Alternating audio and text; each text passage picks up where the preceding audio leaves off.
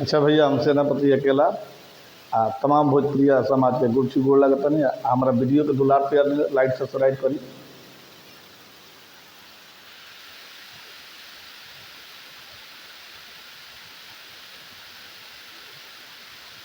आहो मुस्कान तुम कैलू न बढ़िया काम हो। आहो मुस्कान तुम कैलू न बढ़िया काम हो।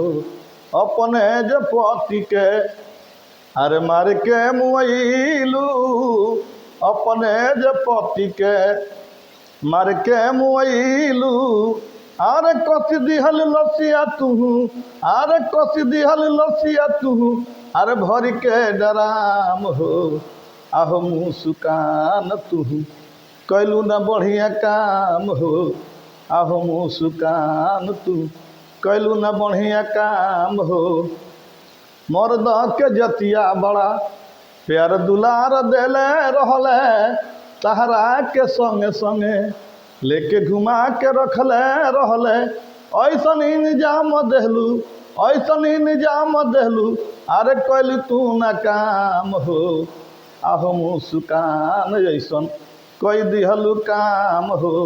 आहो मुस्कान ऐसन जमना समाजवा में जिए मरे के वादा कैलू, जमना समाजवा में जिए मरे के वादा कैलू।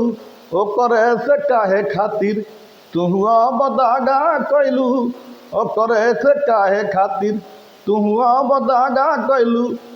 अरे अचके में ले लिहलू ओकरो तू जान हो। आहो मुस्कान ऐसन कैलू तू काम हो। आहो मुस्कान ऐसन कैलू तू काम हो। आहो मुस्कान ऐसन कैलू तू काम हो।